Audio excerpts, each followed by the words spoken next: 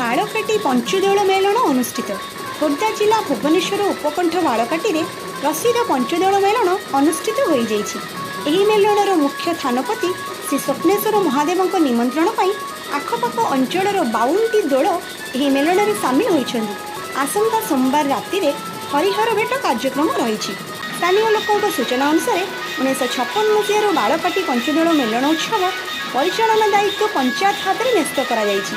ଏହି ପଞ୍ଚଦୋଳ ମେଲଣରେ ବିଭିନ୍ନ ସ୍ୱେଚ୍ଛାସେବୀ ସଂଗଠନ ଏହି କାର୍ଯ୍ୟକ୍ରମ ପରିଚାଳନାରେ ସହଯୋଗର ହାତ ବଢ଼ାଇବା ସହ ସ୍ଥାନୀୟ ବିଡିଓ ଓ ପୋଲିସ ପ୍ରଶାସନ ପକ୍ଷରୁ କରୋନା ଭାଇରସ ପାଇଁ ସଚେତନ କରାଇବା ସହ ସରକାରଙ୍କ ନିର୍ଦ୍ଦେଶ ଅନୁଯାୟୀ ମେଳା ମହୋତ୍ସବରେ ସଂଖ୍ୟାଧିକ ଲୋକ ଏକଜୁଟ ନ ହେବା ପାଇଁ ସୂଚନା ଦେଇଥିଲେ।